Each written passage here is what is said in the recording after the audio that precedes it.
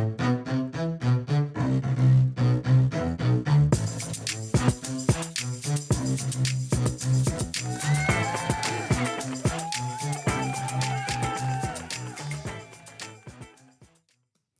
everybody, welcome back to the next episode of Pawn Shop of Life. I'm your host, Brad BCG. As always, today I have my co-host with me again, Tammy B48, my producer, Baby Kangaroo, and today we have a guest host, Joseph, because his parents were hippies and didn't like to spell his name correctly.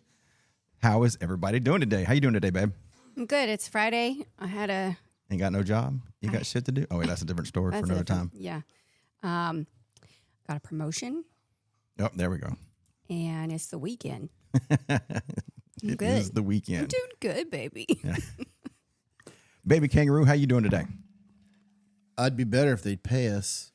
Oh, yeah, there's always that. There's always that. It's a story for another day. Yeah, I really like it if the HS start getting paid. I know, right? Joseph, glad to have you here. No, thanks for the invite. You excited to be here?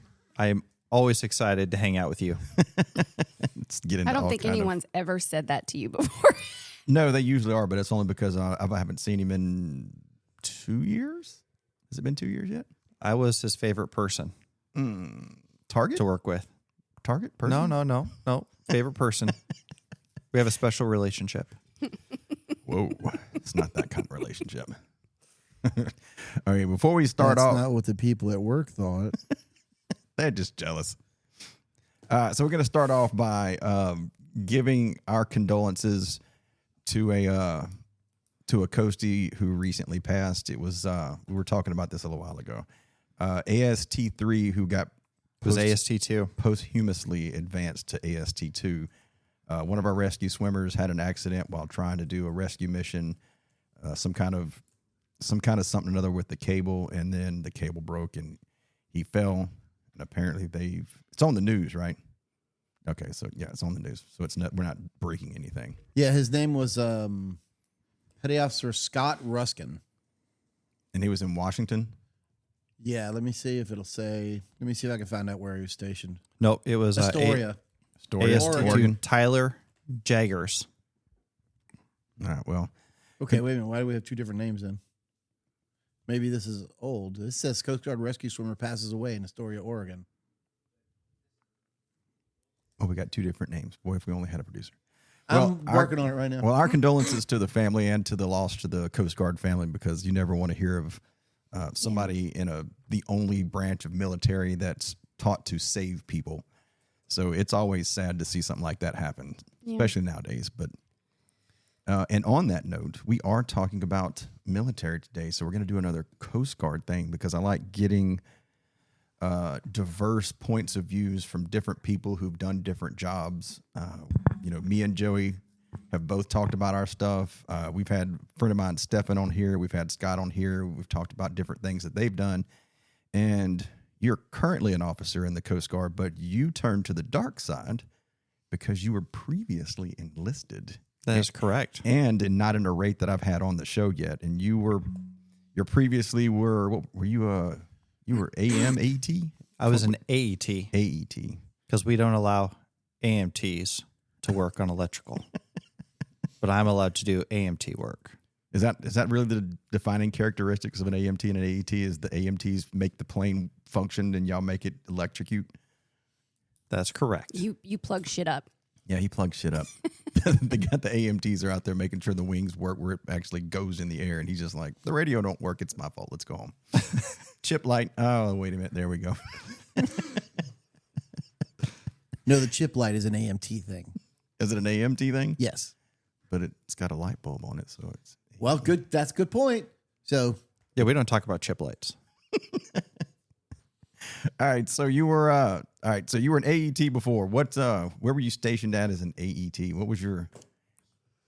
Yeah, so AET. So I only had to do one tour as an AET, and that was all 5.5 years there in Astoria, Oregon, before I got picked up for OCS. You were there 5.5 years. 5.5 years. How did you pull off 5.5 years on a 4-year tour?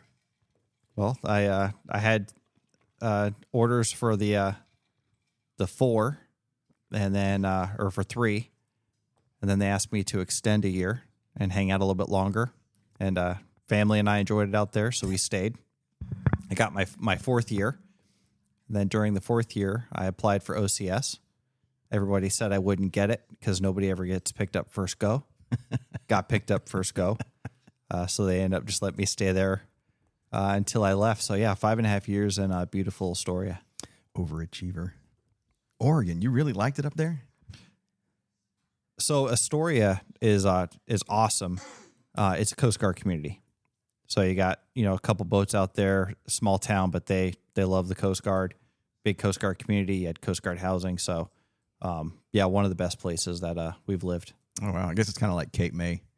Like, I don't think anybody really likes New Jersey, but they're like, oh, Cape May, and that's where boot camp's at. So, because I don't know about when you went, but I went, many, many moons ago. As soon as you went out, you got Liberty, off base Liberty, whatever it is. Everybody's buying your dinner whenever you go somewhere to have dinner and stuff like that because we had to be dressed up. And they're just like, you have to go to the Wawa. Everybody was all about the Wawas up there in New Jersey. That was the place to go after you're getting your off-base Liberty. the Wawa? The Wawa. To go get coffee? So I went to the Wawa. Y'all want some beer? No, we'll get in trouble. Leave us alone. You think, well, I guess then is Enlisted, your favorite duty station would have been Astoria since that was your only one. Yeah, so, I... You weren't there as a non-rate, though, right? No, so... Were you ever a non-rate? I was a non-rate. So I have an interesting start to mine. I graduated high school. I originally thought that I was going to go military. Met a girl, changed my plans.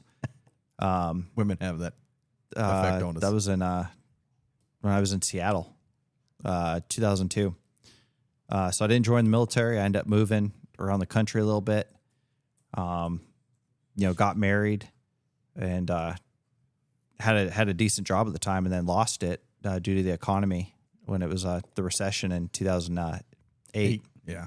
So, my wife and I did a lot of soul searching. That's the year I retired. Nice. Jeez. And looked at the branches and decided to go Coast Guard. So I ended up going to the Coast Guard when I was 24, which I think helped me out, a little maturity. Yeah. Going through boot camp. But yeah, after at boot camp, I got assigned to a river tender in Paris Landing, Tennessee. Oh wow. That was the most confusing assignment when they told me, because I was like, I know my geography, but how does Tennessee relate to there's no Coast Guard? There's no coast. Yeah, so I was there for 18 months. From there, went to and Elizabeth it was a wonderful 18 months, wasn't it? It was a phenomenal. Those things are hidden gems. River tenders, hidden gems. Phenomenal tour. 18 months there, and then went to Elizabeth City, North Carolina for airman training, and then AETA school, and then after that, Astoria, Oregon for my tour. Before I had a really awesome senior chief pull me into his office one day and essentially ordered me to put my OCS package in, and told me I didn't have to accept it if I got it. So told him it was something I thought about, and put my package in, got picked up first go, and went dark side. So you said, because I haven't heard of very many people getting picked up their first try for OCS, so you had to have done something spectacular to be able to get picked up, especially, you said you were third making second, and then you got picked up?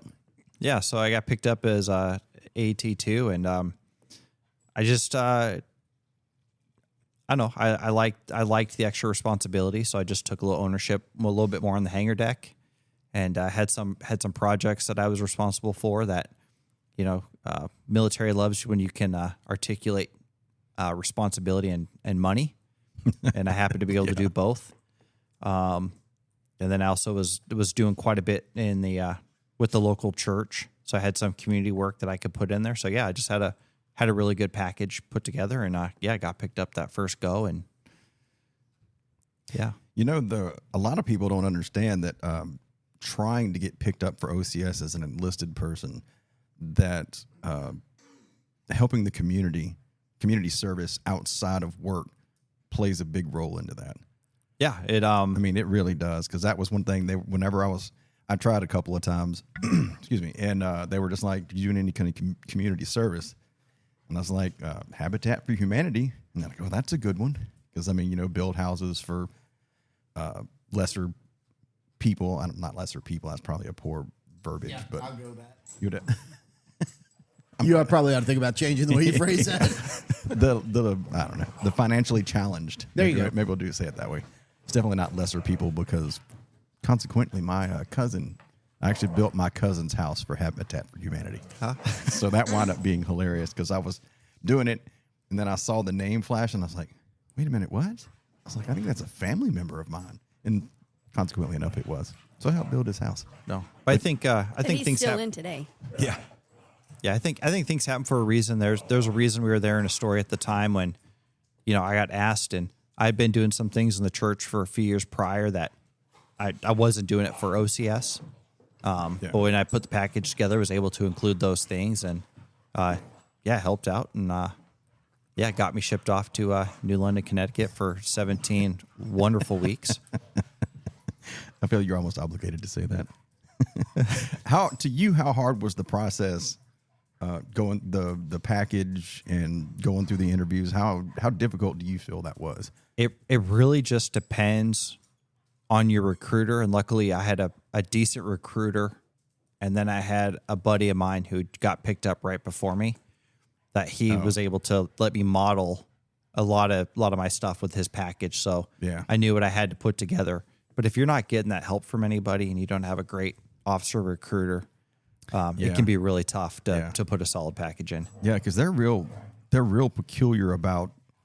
At least when I did it, it had to be a seven divided folder, and certain forms had to be in certain places and certain verbiage, and it had to be done up a certain way with certain memos. And I'm just like, what on earth? And Same way. And it just, I don't know. I think I'm pretty sure it's designed that way by somebody. Some officer, bigwig somewhere down the line was like, we need to do this, that way, and the other to make sure they're looking at the manual that says. Yeah, because they needed a bullet for their OER. They would never do that. But I mean, I guess it worked, to make people want to try to, go through the process. It's like, well, here's the things that you need to do, and they need to be in this specific order with these specific things, just to see if you can go in the manual and pay attention to what we said. Yeah. Because I mean, what's the attention to detail? They preach that from day one. As soon as you get off the bus, I mean, you gotta love it. Yeah, I think the process is there for a reason. So we're all okay. Now you've been an officer for how long? You got in now? What are you at? 12? I'm working on. I'll be 16 years this November. Oh shit! You're getting close to your last tour. I know. Where all have you been as an officer? As an officer, I've only had a few tours as an officer. So I went to Buffalo, New York. Buffalo. Yep, was there for 2.5 years, and then after that, New Orleans, Louisiana, and and then Milwaukee, Wisconsin. Ew. Ew to what? Which one of those? Milwaukee, Wisconsin. Are you saying that that's worse than Buffalo? No, I don't know.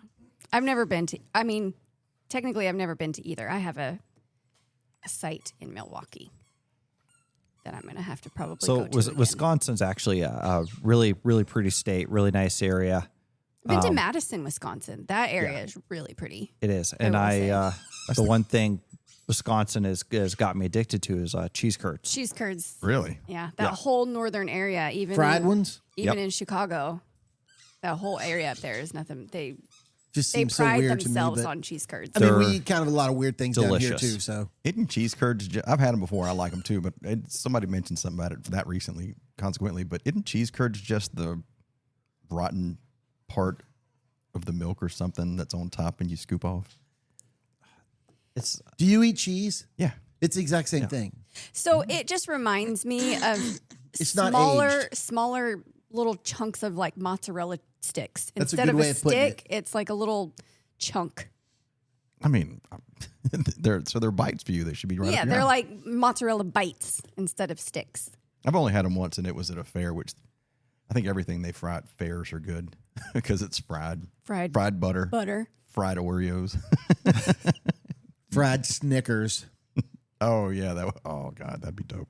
You could fry a cat turd, you'd probably fucking eat it. It's great. You dipped it in chocolate first. I know, right? So did you become a Buffalo Bills fan?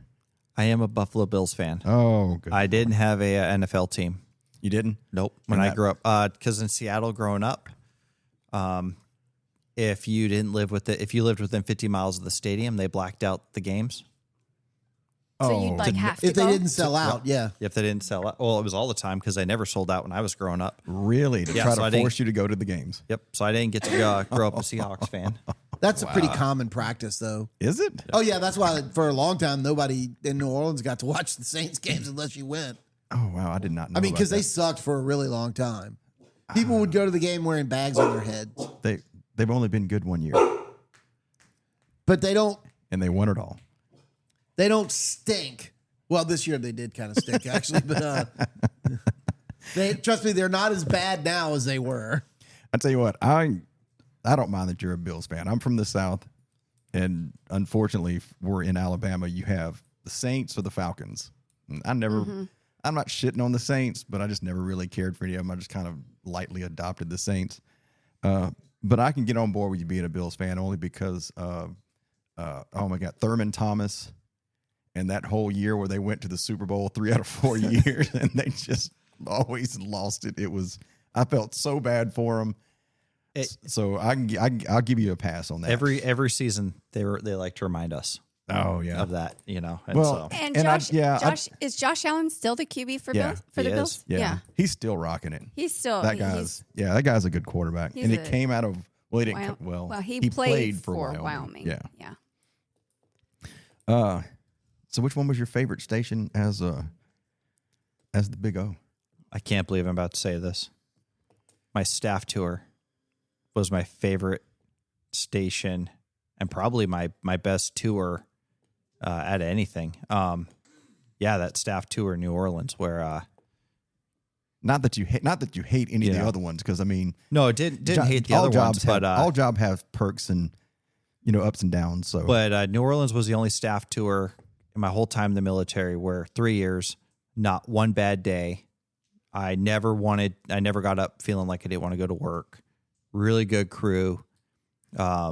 It didn't matter who I was working You should with be glad you're that gone. day. A really phenomenal time.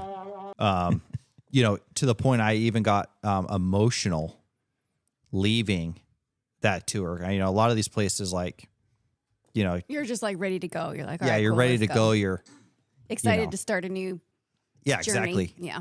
just open the door. Yeah. Yeah. So New Orleans was that one staff tour that I loved. It was great.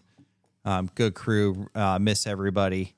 That was my best one. But you learn. Every one of them has had their interest. The one I did in Buffalo, I mean, that was my first officer tour. Had a phenomenal lieutenant. She really looked out for me. Really helped set me up for success moving forward. And I've tried to adopt a lot of what she taught me with my crew. So you had some good mentors. So you're actually trying to be one of the good officers. I did, and you're going to give me a hard time about this later when I tell you, but when that senior chief pulled me aside in Astoria and was like, "Hey, we want you to be an officer." He's like, "You need to help your enlisted brethren, and you can do that from a position as an officer." And that's really what I've tried to do my whole time, going through, and some situations I fought the fight and haven't been able to make the changes I want, but it has been pretty good to try to be that voice for the enlisted crew. Yeah. That's really awesome. So I have a question about that. Yeah.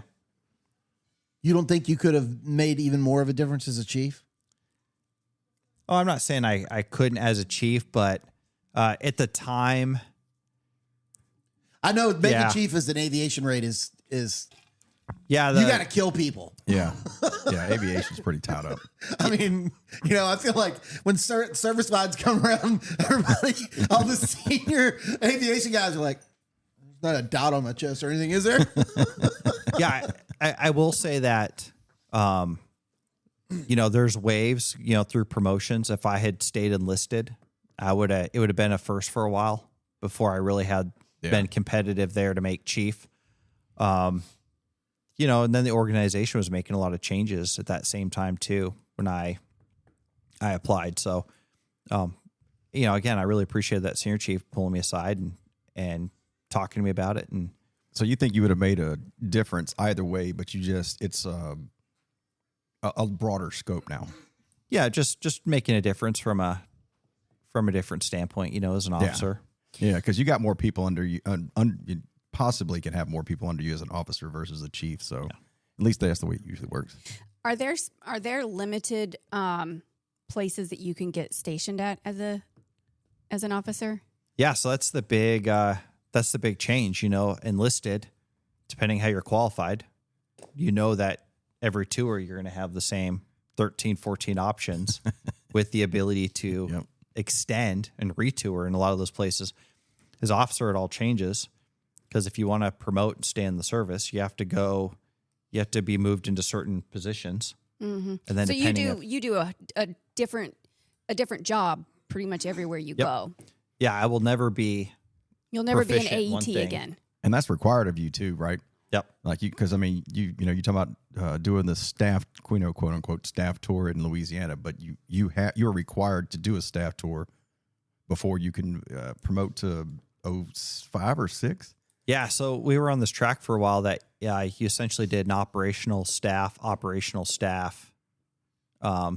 type progression. That's starting to change now a little bit, but I knocked out my staff tour early. Yeah. In hopes that I could possibly, try to avoid headquarters, which is still the desire. I don't really have any interest in that one.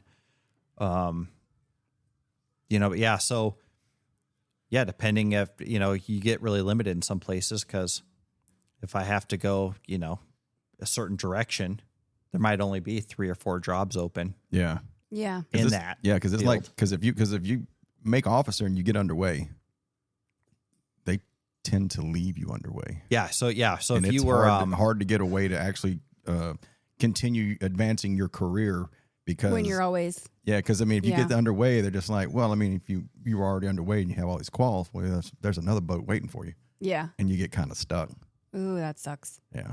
So that's the reason it's like got a couple of paths. Unless you do like the captain did and wind up on a unmarked reef. And then the Coast Guard says, thanks very much for your service, but you're never doing that again.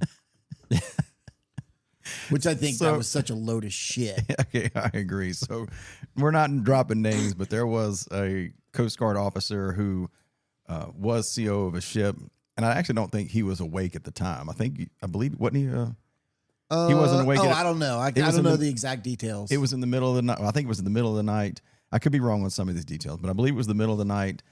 Somebody else had the watch, and there was a shallow area marked on the chart clearly, and they ran over it. But of course, the buck stops with the CO.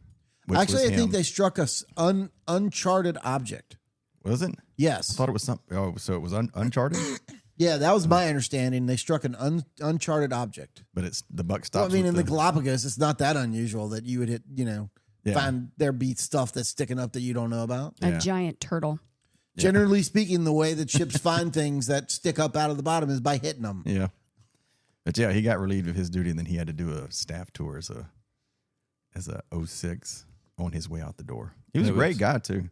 Yes. Phenomenal, He's a great phenomenal guy. captain. Yeah. And would have kept working for him. Because he had a crap load of sea time, and that one thing that, like I said, it's his ultimate responsibility. And he loved being afloat. Yeah, that's crazy, especially nowadays when you can't get people to get underway. Well, at least enlisted. Yeah, there's no forgiveness if you ground a boat. Daniel wants to go back afloat. Does he? Yeah, he loves being afloat. I think he is going too. Is he? Yeah, California. Yeah. Did he didn't, so they didn't pick him to stay? I think he's got a year, but I think he's trying to get over there. Oh, okay. He's going to shop for that job next year. I think so. I wouldn't hold me to it. We'll see. Yeah, I didn't care to be underway, but everybody's got to pay their dues. My experience has been we people can't love it or hate it. we can't talk about you and your experience with all the black hole references that you have. And just So like he even said, I 'cause loved I love being underway, but I was on a river. So that's You know. nobody, everybody that I've talked to, nobody says anything bad about the black holes. And he was like, "How long were you on a 210? 6 months? 6 months. And he was like, "It fucking sucked." The furthest Actually- you were away from home was 2 days. I didn't mind being on the 210. The thing I minded is my ops boss was a raging dickhead. Oh, I that got sounds along great so with familiar. the CO and the Yeah, I know, XO and my chief, and the ops boss just decided he fucking hated me, and so I hated him back. And that's why Joseph is trying to be better as an officer. Well, Actually take care of people. I know what that guy's problem was, though, because the entire wardroom was academy guys, and he was a 90-day wonder, and so he was always trying to, compete with them. Oh, You know what I mean when I say 90-day wonder? I don't. OCS. Even though it's more than 90 days now, but it used to be 90 days. how many is it now? I don't know. Ask him. They actually it went from 17 weeks to 12 weeks. Oh, it shrunk? Yeah, they took out a lot of the things. Knife and fork. Well, hopefully that's still there. That was That's the everybody kni- needs to know what fork to use for. When you went, did they make you eat it at 90? Sure did. And the biggest lesson I got from that whole course was make sure to eat before you go to a dinner, because at the rate you're supposed to go, you'll never get fed.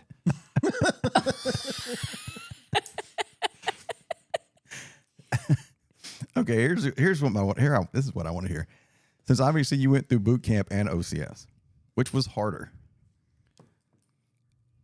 I'll say it like this: I would go to boot camp every year and do 8 weeks again. Wow. If I had gotten injured or something had impeded me to finish out OCS, I wouldn't have gone back. Not worth it. The most Wow. miserable 17 weeks of my career. Just because it's a lot of bullshit that they're feeding you, All basically. bullshit. Yeah. Wow. You think OCS was that? All it is trying your patience.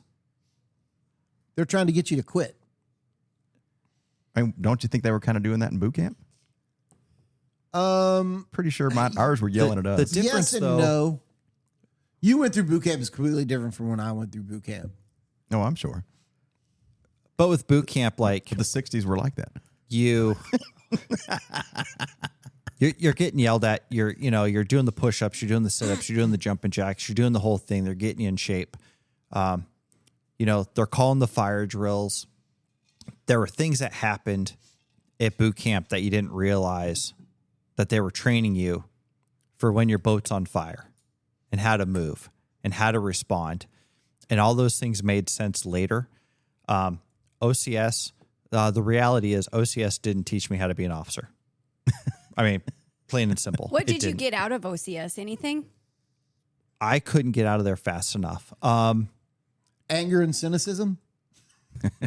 Yeah, it really, you really don't pick up much. Everything that I developed at being an officer, I got from the examples of, when I was enlisted, flying with the officers who I had worked with.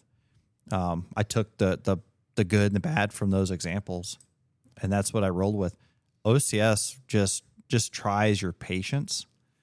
It's just basically it's a mandatory. You got to do it to actually pin officer. Yeah. It's awful. In the first 8 weeks, you're, when I went through, every mistake you make, as a company, you're getting beat. So, the push-ups, the sit-ups and all that stuff. And that was fine.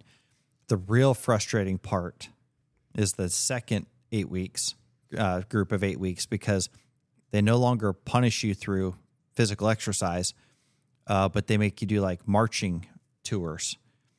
And so for every infraction, it's a 30-minute march through the quad with your piece. And then again, it was just a waste of time. Maybe you should explain what a piece is. Oh, your M1, your old like World War I Lead-filled rifle. barrel. Yeah, in one Quran. But there's a lot of things we do, and all the branches do it. But it was just frustrating for us. Like trash cans. We put trash cans in all the rooms, but you're not allowed to use them. If you use your trash can, that's punishment. What? Anything in the trash can, dust, lint, like that's a. But you had a trash can and you couldn't use it? Yep. That's the first time I've heard that. You know, every night or every day they'd come in, take your clothes out of your closet, would throw them across the ceiling and, knock the popcorn off, and they would destroy your room. And again, it was just a frustrating thing. But the big thing is, they were having us do things that like we as a service just don't do day to day. Yeah. Like, let me use my trash can. I shouldn't have to smuggle out trash in my cargo pockets like Shawshank Redemption. Because you have 110 classmates going to the first class of the day, unloading all the trash out of their pockets. Oh gosh.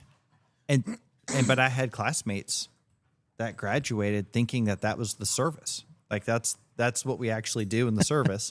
So do they go around and they just put all their garbage in their pants pockets? Probably to this day, I still got classmates who are doing it. So do you think Joey had it when he said that they just try to get you to quit? I think there's maybe a little bit of that. Yeah. I think pushing. it was also like a mental, because if you think about what an officer does compared to what an enlisted does, there's a lot of shit that an officer is going to have patience and has to follow orders and has to know them to a T and be able to deal with the bullshit. Don't use the garbage can, because They want you to be willing to work for it. right.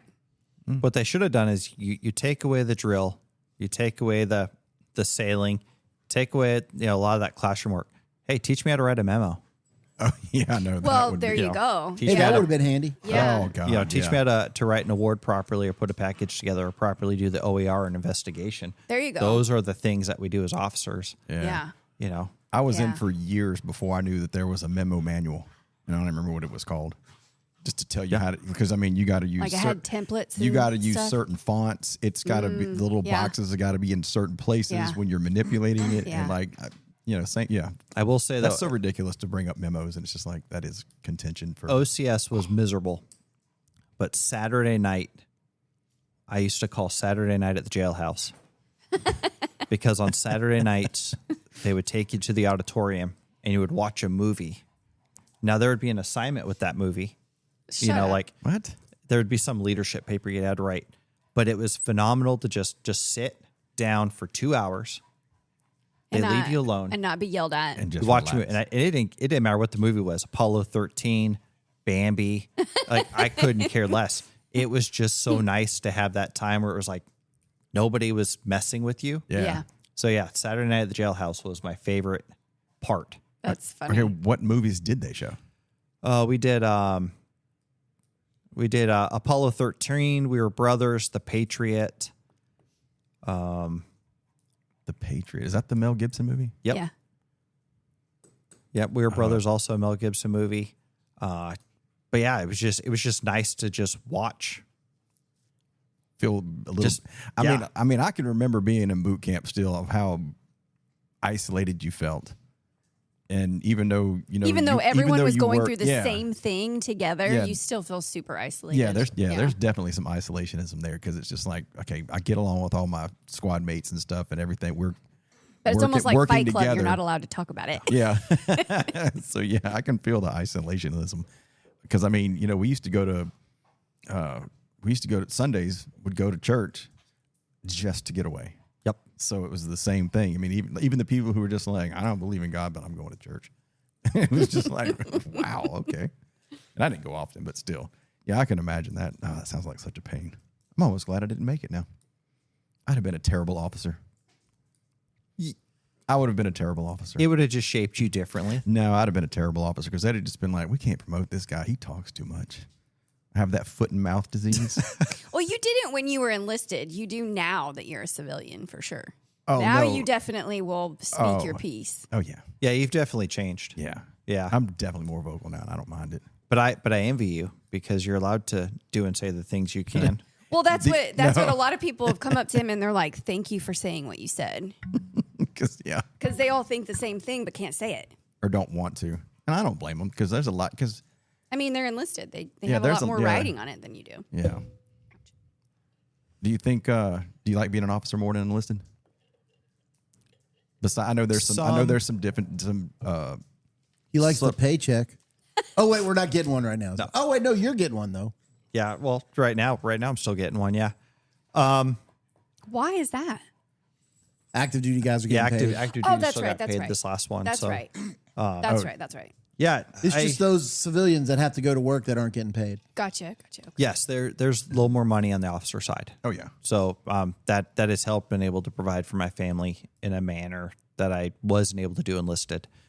However, there's sometimes some of the BS that More you put money, up more with as an problems. officer, where you sit in the office and just think, man, I could just be E6, E7, Shop of about painting a 20, helo, 30, yeah. putting some antennas on, and just happy as could be. It'd have been the same kind of happy, but just in a different way.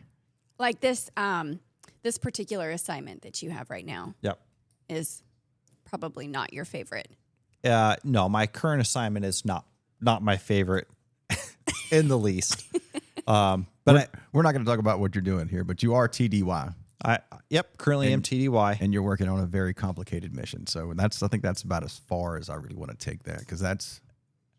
But at least you get to come back and see some of the folks that you did work with at New Orleans that you enjoyed. Yeah, no, it's been great to come back and reminisce and be back in that environment that I enjoyed so much. When I left, and that has been great. And I mean, going back to the last part, current assignment, I think, I just think as you approach that, you get towards the end of your career, the 16 and the 17, 18 year mark, and you start to see that light at the end of the tunnel. And I think for me, the big part was, if I'm not able to affect the change that I really want to be able to affect, then what What's more the can I purpose? really give? Yeah. What is the And- purpose of me doing And this? how much do you want to fight to try to make that change? Yeah. Mm-hmm. Do you feel you've made some change in some capacity, at least to say a few people? I have a really good group of JOs, phenomenal JOs back at my home unit, that I have tried really hard to mentor and guide them on before they go to their next assignment. One of the things I really value about them and appreciate, last year they saw I was really struggling, with some things, that decisions that were made, and I didn't say anything to them, and they cornered me and pretty much said, "Hey, we know something's going on. Just tell us." And so we sort of adapted, and we got this very, I'm very transparent now. Yeah. So it's, they pretty much know everything, but it has helped us, trauma bonding. Yeah. Yeah. Call it. Yeah. But we've gone closer together. We're fighting the fight together. And so, It cultivated a really good working environment and collaboration. so that's been phenomenal. I'm going to lose a couple of my crew this summer, but, that has been great. And that has helped me being able to be transparent and work with them. So you're at 16, and sounds like you felt you have made some change. Do you still have more to give? We're going to find out after this next tour. I think I always said, though, I wanted to leave. I didn't want to retire angry from the service. Yeah. So, if I start Oh, getting you to that didn't want to point be Brad? No.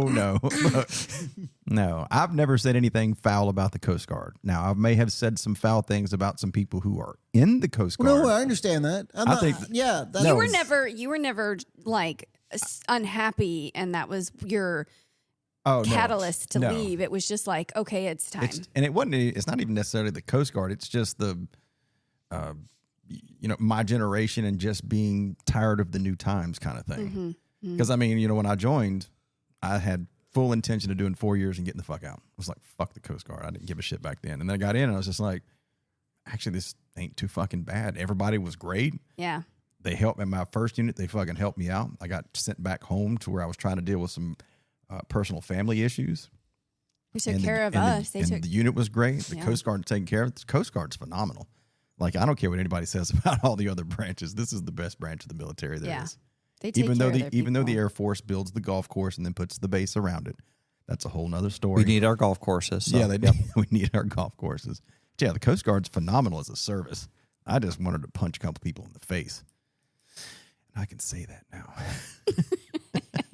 You also, though, had an opportunity that if you hadn't taken it at the time, it wouldn't have been there. might not have been there for you. Yeah. Oh, yeah.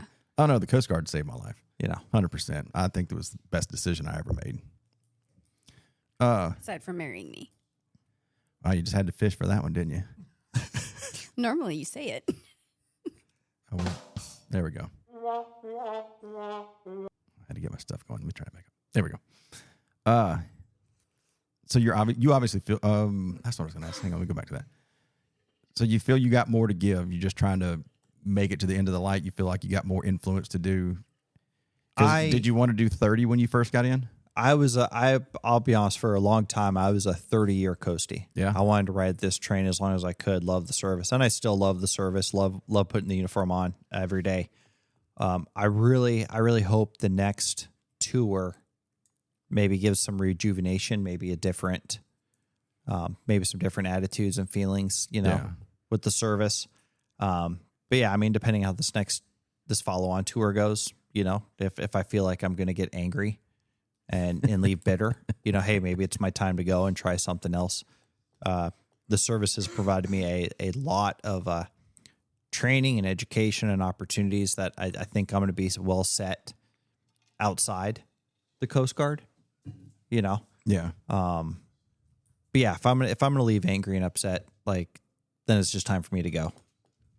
I think you having the right mindset of being able to mentor and almost be like what you got to others, you're sort of like paying it forward. I think you're probably making more of an impact than what you think you are. Yeah, and I hope so. I really do. I hope I am able to impact crew. I wasn't able to work on Brad, but we tried. I was already set in my ways. There was no help for me. He's sort of the old dog. Yeah, it's too late for me, guys. Just let me go. And everybody said, okay. And that was it for me. Okay, so you talked about possible life after the Coast Guard. Yep. I know y'all have continuing education type stuff that you have to do, which means you have a degree. I have a degree. I have 2 degrees. You have 2 degrees. What are your degrees in? I have a bachelor's of applied management from Grand Canyon. Thank you. All right. And then I have a wonderful master's of education and human relations from Northern Arizona University. A plug out there to anybody. If you're looking for a master's degree that requires the fewest classes and no thesis at the end, I highly recommend a master's of education, human relations. No thesis, really? Yep. Interesting. I was not going to go down that route, but I was just trying to show that you have to have continuing education. So, 03E, right? 03E. Getting looked at it for 04. Do you still have to have continuing education to say make 05 or 06? You have to, throughout your whole career, show that you're doing some type of education The whole time. So, but you can do it in other ways. FEMA trainings, outside OGA trainings, something to just show that, hey, I'm trying to continue to better myself. Yeah. And continue on with the service is all that you have to do. Because, they don't have that. You don't have to do that for enlisted. You don't. You got to get a couple of certain quals, do a couple of tests, and then do a big test, and then and do the big test. You got a pat on the back, and then there you go. Yep. The service wide, I don't miss it at all. I don't either. What's the big deal? I only ever took 3. What's the big deal? I only ever took 3. You only took 2. 2? No. 3? No. How many service wides did you take? 4 or 5. I just remember my last one because my senior chief made me take it for OCS and I hadn't studied for it. And I got a real high score of a 46. Woohoo! And for those who are listening, that's 46 out of 150. So that is not good. I was not last on the list, but I was pretty darn close.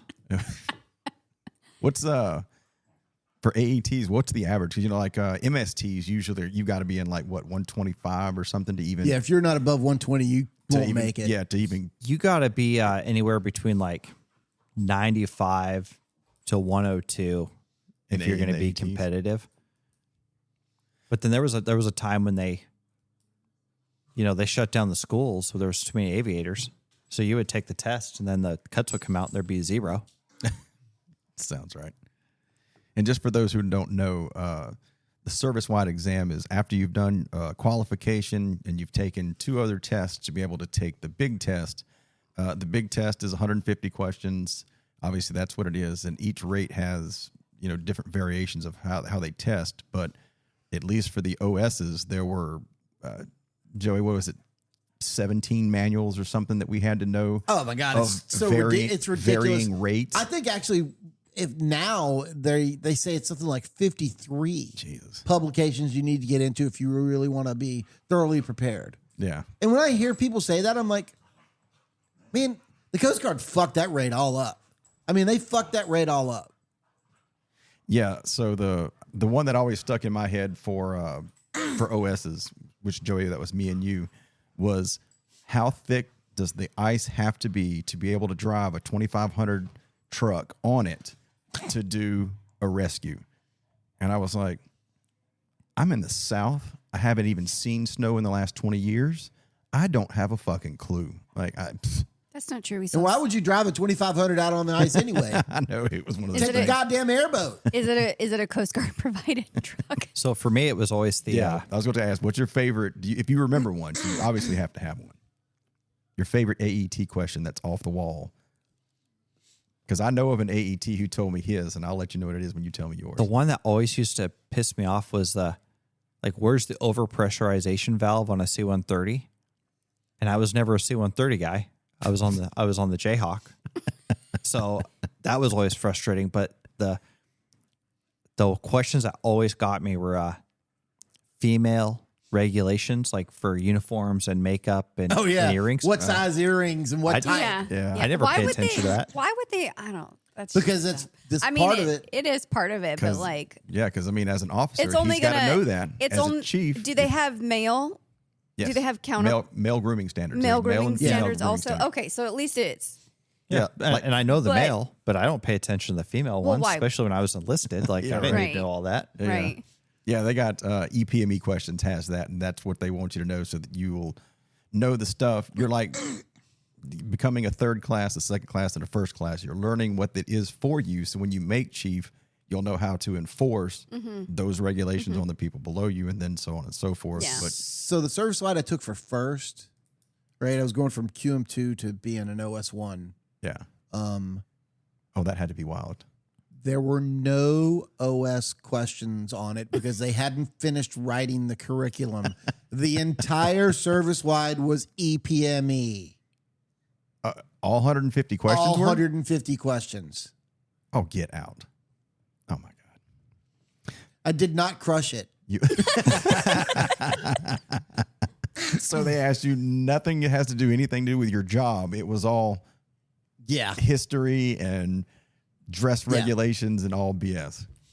Okay. Yeah, like 2 inches in bulk, no longer than 4 inches in length, for Yeah. men's hair, all that kind of shit. This just sounds like all of my tests that I have to take for my certifications, like for RT, MR, Oh wait, my PMP. yeah, and you have to it's coming remember. up. You have to remember. We have to do a butt ton of yearly training as is. Oh, I do too. So we still got that too. I do too. I'll have to do continuing. I have to do 24 continuing education credit. Yeah, but ours aren't continuing education. They are. You have to do this to be able to say you're you.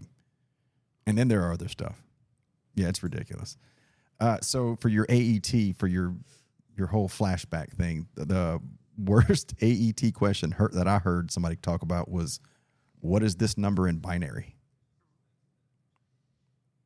In Yeah, so I can, Yeah, that was asked. Ones and zeros. Like you have to There know you that as go. an AET. It was just one. That's what I'm saying. They pull these obscure things from these manuals. Like you're supposed to know the manuals. Like he said, if it's true, it's like 50-something manuals for OSs, and they can ask you anything in there. In all of That's those manuals. 16 ones and zeros. They have to be arranged in the proper. Who the fuck would know that? Yeah. So, Do you remember hearing about any questions about binary? so I remember binary, and I was okay with binary. They used to always put schematic pictures on there. You'd have to figure out where the fault was in the schematic. Oh. But they were always so easy. It was like a give me question. It's like, why even put that one on there? It might have been a gimme for Because you, but not for others. they gave you the questions of female grooming standards, which clearly Yeah. aren't a gimme for you. No, the only thing I hated about service wide was you would see the question, we'll say question 30, and it's written, and you're like, oh yeah, C. And then question 107 will be the same question written backwards. Worded differently. Written backwards, and you're Yeah. like, I swear I just saw this. And you flip back, and you're like, that's the same damn question written backwards. All right, well, let me go back. And now you start questioning, damn it. Is this the right answer? Is that the right one? And then I'd flip back and reread it. Yeah. I would drive myself crazy with those stupid That's service how all lines. those. It literally sounds like all of our standardized credentialing tests. You're always supposed to go with your first guess. You are always supposed to. That's my biggest problem is I have my first guess and then I'm like, and then I go with my second guess and then it's wrong. And I'm like, son of a. I would always go with the attitude that once I finished the test, I was going to review every question before I left. And then you're so mad by the time you get to 150 that I don't review anything. And I'm like, I'm done. I don't care. I just want to get out of this room. Yeah. The only See, my next one is 250 questions and it's timed. You only have 4 hours to finish it. Dang. What is that for? PMP. PMP? Project management. Project management Oh. professional license. Yeah. Yeah. The only thing that I ever went back in for the service wides was to check to make sure that I actually answered all the questions. All the questions. Yeah, 'Cause because I there's a bigger penalty It's a bigger for penalty for skipping not- it than Yeah. it is for not getting it answering. wrong. Yeah, because I would skip a question. I'd be like, and then I'd just Well, go you to the might get a next one. hint to that answer that question later on. Yeah. Yeah. But you know what I love doing now? I love administering the service wide. Oh, I bet you do. Nothing better than just being able to sit up in the front of the room. Have you done that now? I have a couple times. And I love it every time because You're having flashbacks. I'm not the one having to take the test. I'm just there to administer. Yeah, you probably Are up there you with a still doing, shitty like- grin on your face too, just like I remember. Do you still that. do for your service wides? Are they like Scantron number 2 pencil? So actually, we're starting to move Or are they all towards electronic? Oh, God. electronic. Oh, Yeah. God. So the last set I did was electronic, but I will tell you the most stressful job is when you're the officer that administers, and then you have to keep everyone service wide Scantrons, Oh God. and you have to be the one that mails them off. And that was the most nerve wracking couple days, having everybody's Oh, I service can wide imagine. Scantron of my control. Yeah. Like, oh, please don't lose something. Make sure, Yeah. it felt so good getting those shipped off. Speaking of service wides, they were real easy for a couple of rates there one year because they only printed the front. Yeah. You know, But didn't they came out with new ones like 3 months later and they made everybody take it again? yeah, it was something stupid. Yeah, so you got the 150 questions or whatever. What was it? It was the question book, right? Yeah, was so it the test question booklet, books, test they- booklet itself. Yeah, they didn't Yeah. check for quality assurance. Yeah. And So imagine, because it's 150 questions, but a question can be Well, really then long. it's like So- your test booklet is like 400 pages. Well, it wasn't that big, but it was just that we'll say it's 30 pages. They only Yeah. printed 15 because it was just the front and no back. Oh my Just God. the front and no back. And they were like, I went from question 15 to 30. I got a problem with this test. Yes, that was the Wow. whole, that Wow. was fuckery. Those You are- had one those are always job. good. You had one job. Right. Print it double sided. Yeah, right. All right, let's see. All right, so being enlisted, you think you got, because everybody has collaterals. Even me and Joey as a civilian, they're allowed to give us one collateral. You feel you got more collaterals now than you did as enlisted? absolutely. How many collaterals do you have right now at your current job? Right now, I probably got 5 or 6, and then I got some of those are larger collaterals, which it should be their own job itself. But that's one of the downsides being an officer is, these jobs need to get done. And then they end up just passing them down to the, lower level JOs. And then, as the Coast Guard likes to do, if you do it well, they give you more work. They give you more work, you know. That's Coast not Guard just the Coast rewards Guard. hard work with more work. That's not just the Coast Guard. That's the civilian world too. Well, I want to make a comment on it could be its own job thing, because that's just the way the Coast Guard has been treated since its inception.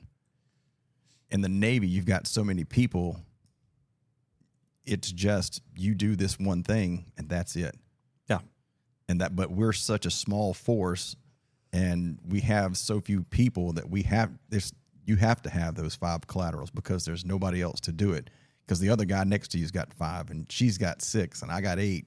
And it's just, we've been making lemonade with lemons. Coast Guard doing more with less since 1790. Yeah, I know. I think that's all of government. I don't think that's just No, specific. Oh, no, it's not. No. You got an Air Force base. Oh, yeah. Yeah. I don't know. My group is a very small group of people doing amazing work for government. I'm not saying that you don't have some semblance of the exact same thing. Yeah. It's just that, that's the reason I asked him about that, because I wanted to know, hey, man, collaterals you got? Because I know officers get more, but I mean, in the Navy, there would be one guy, and that's his whole job is That's to it. administer the test. He's the test guy. That's yeah, it. that's all he does. So he's staying on top of, hey, making sure, hey, the test came in, there are only front pages and there's no backs. Like, he would have sent them back and shit would have gotten fixed. But us is just it comes on through, and we don't know until here it is. What the fuck is this? But that's the way we do. Let's see. Okay, so we were talking offhand before we started this about you've done a interview before, because you also do public relations. So I love watching your demeanor as you're like, okay, I can't say anything wrong, because you've had that training. Yep. So it's nice to see you actually I can see your brain working in your eyes. You're just like, I'm not saying anything to get him. And I'm not trying to ask anything to get you in trouble. That's the last thing that I want to do. We don't want to get anybody in trouble. Can you tell us or elaborate on the one time that you did do an interview for that one particular instance? Is that something you could talk about? So rely on you. Use your training. Yeah. So I've actually got a few little situations here where, because you were on the news, being public affairs. So not going to all the details to protect the innocent here. I did work a plane crash case, and happened to be on duty that day doing another position. Phone call came in to a command center, and the person who answered the phone thought it was EMS and did not ask who was on the line, and it was a reporter, and essentially told them that the individuals from the plane crash were going to be brought back to the base. And so while I was doing my other job, I had another officer come in the office and tell me that I had a news network outside ready to do a press conference. Oh, God. And so by the time when the first call came in that the plane had gone down, there were 4 news trucks out front within 15 minutes ready to do a press conference. Oh, wow. On something that I didn't have all the facts on, but I had to say something. So I ended up doing that. Little to my knowledge that they didn't turn the cameras off. Oh no. And so I didn't say anything wrong, but I did say on camera, something along the line of like, man, you guys got here quick, and Yeah. but I didn't know how they found out so fast until later. And then we also, I also am involved in a story where we ended up accidentally scaring a bunch of mother and children on the lake by a false report of a missing pyrotechnic. And that story alone, I end up having to do 24 interviews. Oh my God. 2 radio, for camera Get out. for a story that ended up not being Anything at all. true, based on false information. So yeah, the public affairs has been phenomenal. It's been great. If you don't hear the sarcasm there, don't recommend it. But it's one of those collaterals where it's like, hey, It's got to be done. someone's got to do it. Yeah. And I happen to be the poor person that had the training from previous unit, and Just got looped into it. yep. It's got. I mean, look, I know PA stuff is super difficult because it's like reason I don't like doing like real conversations over text or email because it can be It could misconstrued, be misconstrued. and it just The takes tone off isn't and it's always just like right. Yeah. because 70% of all communication is nonverbal. Is nonverbal. and I just hate how people take it out of context. They don't ever look for any. You send that one email and it's just like, well, now I'm gonna fucking write this guy up because he sent this email. It's like, dude, if I was standing there, you never would have thought that. Yeah. And then when you've got one person, AKA you, trying to give, here's some small details that we know. We don't quite know the whole story, and we're trying to put it together to be able to give you all the details. There's 100,000 people who's picking it apart. And obviously when you go up the chain all the way to headquarters in Washington, D.C., man, it gets really misconstrued because everybody just finds what they like. They take the little bits of information and then they twist it to the way they want it. So there's no way I would want to do PA. That's just, oh my God, that sounds awful. I think Joey would be good at that. And the funny part, yeah, right. I stopped quick. Yeah. I like how he fucking picked up on that. The funny part about that is that you got to work real hard to be a PA in the Coast Guard. Not as collateral, but if you want to be like Legit. a PA 3 and go to the school, there are a shitload of hoops you have to jump through in order to do it. It's like it used to be like a 4-year wait list Yeah. to go So to wait a public affairs as enlisted. What? But as an Wow. officer, it's a 5-day course. You get a fancy certificate and you're ready to take on the world. Yeah, I mean, you got to like go to the PA's office as a non-rate and hang out with them and do work with them. You got to write like 4 papers or something. What? It's crazy That's nonsense. so funny. As an officer, you go for That's 5 5 days. days. That's you just get There a you go, buddy. piece of paper and you're ready to take on the world. Yeah, that's just for them to say, yeah, you're eligible to go to school. Good Lord. Of all the things that I've never looked at, PA band and divers is just something I I've didn't never even looked at. know that was like a legit rate. PA? Yeah. Yeah. We got band members too. I mean, I do know MUs. that. Yeah. Yeah. And then we got the dive rate, and we got Coast Guard's got a new rate. The Electronic, whatever it's called. Yeah, flying drones. Oh yeah, the robotic rates now. is that what they're called? Yeah, there's a drone mechanic and something else. Oh, is there more than one? Yeah, there's 2 new rates coming online, which So- I think is great for us because it's going to bring a lot of people in.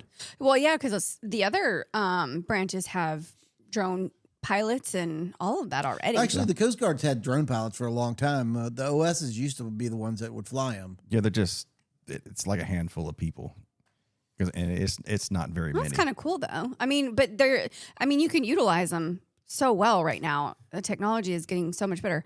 It has gotten so much better. Yeah. Okay. When we talk about drones, though, ours are, I don't know, the little bitty ones like you could buy online. Not all of them. Do we have any drones like other branches? Or Yeah, my CDP? understanding is like, there's- do we there's- have the big ones? We're upgrading our stuff. Define Are big we? ones. I mean, Well, like the Air Force. That'll has. definitely help Well, with search and rescue for sure. I don't think we have any predators. That's what I'm saying. Well, that's what I'm saying. That size. But there's drones in between the predator and a DJI. Yeah, but I mean, the ones that I knew of that we have is just like a DJI, however big that is for a license, and that's all that I knew we had. We don't have anything that's relatively close to a predator. But then you or have to anything. get like for that rate. Then would they be like still technically pilots? Because I know like at a certain size of a drone, you have to have some sort of a pilot's license. So I think our drones, I think it's just the FA part 107, I believe is the test. That sounds right. And then just again, we're not flying Reapers or anything out there. Yeah. Right. But Actually, we might have Reapers. I think Well, it's repurposed. no, it's going to be good. I mean, Yeah. our I think it's mission's gonna be great. changing. Yeah. More LE, law enforcement. yeah. I think for search and rescue, it's going that way. I think you're going to see more drone use versus. It's going to be more efficient, and I think it's going to help. I mean, why not use the technology that's out there now to make things more streamlined and more efficient? And if that means bringing in more people that have the knowledge to do it, you got to adjust, right? You got to adapt. I mean, when it comes to using drones, we can't be using. I think it's a great tool. Well, the Coast Guard breaks it down into 3 separate types of drones. So they have long range, with a 24-hour endurance. Those are the Predators. Flight level 250, which is 25,000. And then they have medium range, which is flight level 5,000, and that's a 12-hour endurance. And then they got the short range, which are based on like ships and whatnot. They only have like a 30-minute endurance. Oh, wow. And they just fly around the ship, basically. Correct. Yeah. Okay. Quick pause. Y'all's. All right, there we go. Sorry about that. I thought somebody was breaking in the house. Thought I had to take action. Got Your excited. face got I knew really she was red coming. there for a second. got I it. was like, wait a second. And then I knew she was coming. I was like, I bet that's her. Nobody told me. She tried to sneak in because she didn't want to disturb the podcast. I was getting excited. Don't need this on record. That's all. Turn that off. Let's see what we were talking about. Oh, we were talking about drones, weren't we?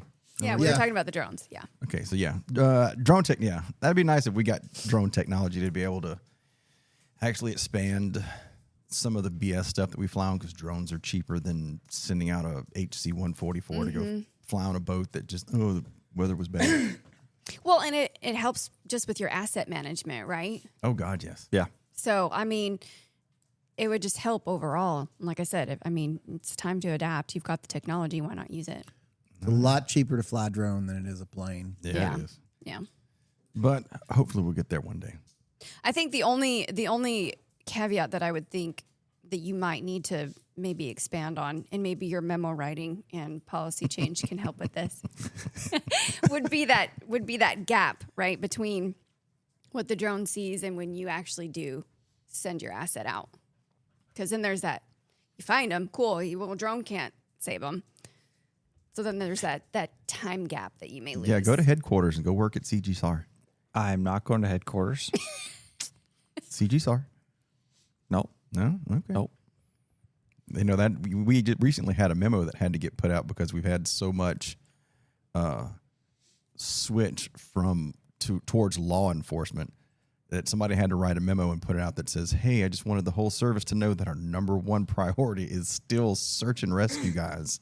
Let's focus on that and don't lose sight of that." Oh, and go ahead. Speaking of which, did you see that video that came out talking about the missions and when you get task saturated and which missions can be set aside till later? So I got yelled at SAR for is not doing one of them. that very thing and prioritizing search and rescue over law enforcement, and I got called onto the carpet. Yep. We are shifting to more law enforcement, approach. I'm not saying that search and rescue is not a priority, but Yeah. search and rescue is not the priority it used to be now with the current, decisions that are being made above us. Oh no. Which is to me, it's always going to be. Well, the CFR still says yeah. the primary mission of the Coast Guard is Yeah. search and rescue. I'm a Joey on that. I don't give a shit I what's going agree. on. Search and rescue is it. I agree. And y'all remember, y'all are all way, way, way too young to remember. Oh God, the Admiral, 1986. Oh wow, yeah, I definitely don't remember. Admiral Yost, the Yost Guard. He's the guy that came in and said, "No more beards." Oh, Now, I can get on board with adding additional responsibilities for law enforcement, but then you're going to have to bring in the people to do it. we have enough responsibilities. You do. That's what as I'm it saying. is. You have to bring in more people to take on those responsibilities. You can't expect the people who are already doing what they're doing to take on We can't. that big of another extra load. We can't get enough people.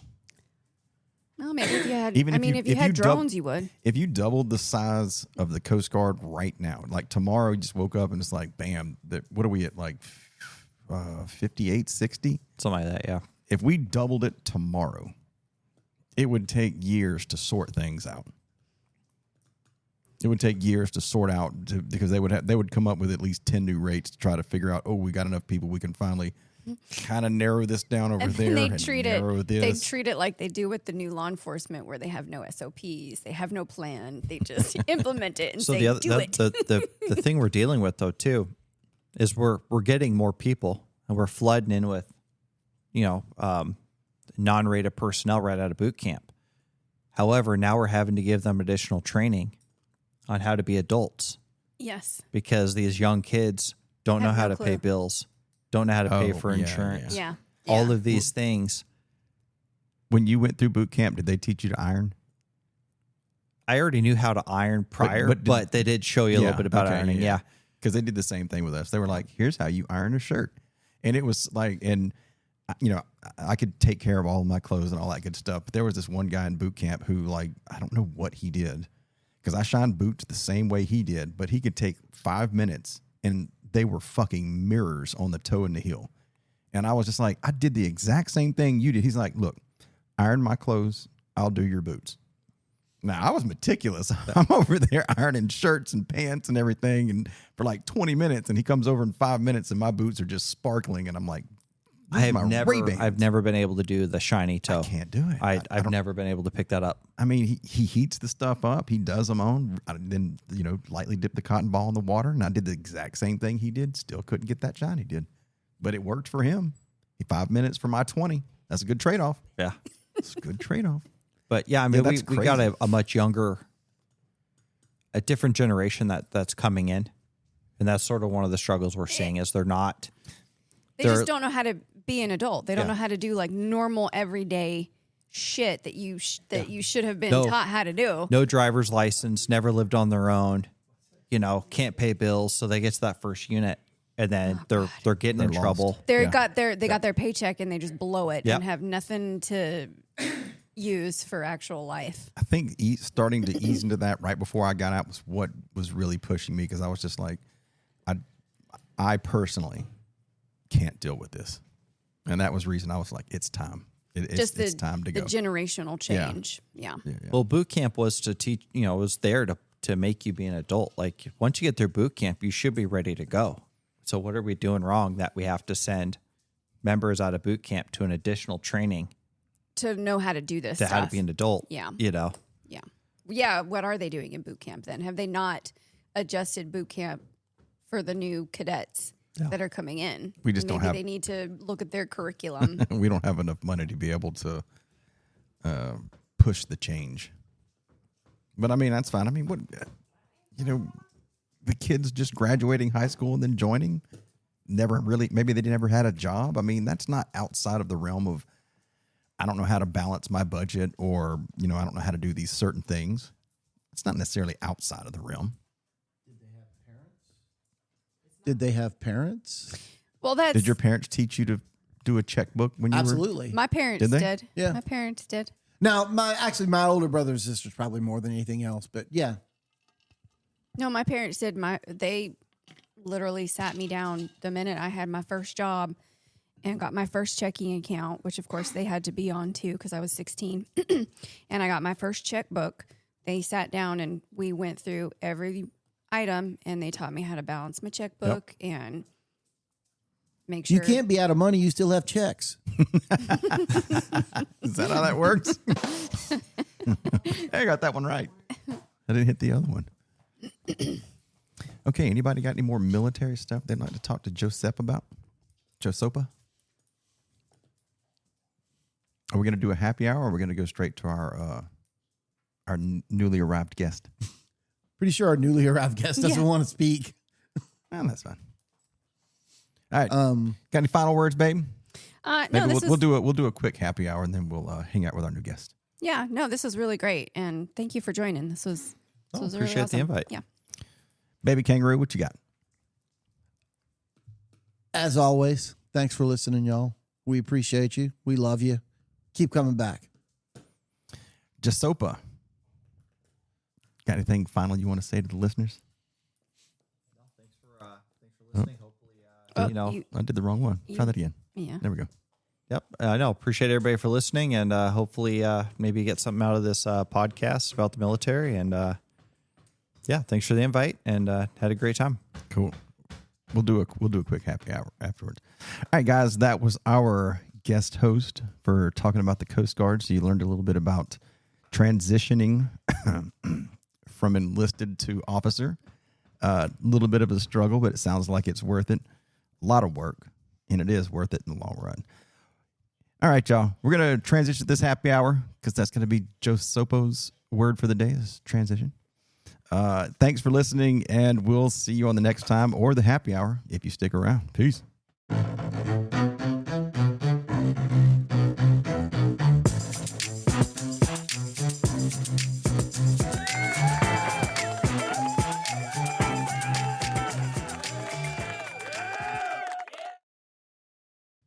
Hey guys, we're on for the happy hour. So apparently we're not going to have one because we had a guest come over and we're all going to go eat. So this was the extent of your happy hour. Again, we hope you enjoyed this episode. Stay tuned for the next one. We may or may not get into some controversial topics because that's always fun. Let me know what you think about the new intro music because we're going to keep flipping and flopping and I'm going to keep coming up with new stuff. And we're supposed to get Baby Kangaroo some techno glow stick dancing type music. So we're going to get there sooner or later. So thanks, y'all, for being here, and we will see you next time for sure. Peace.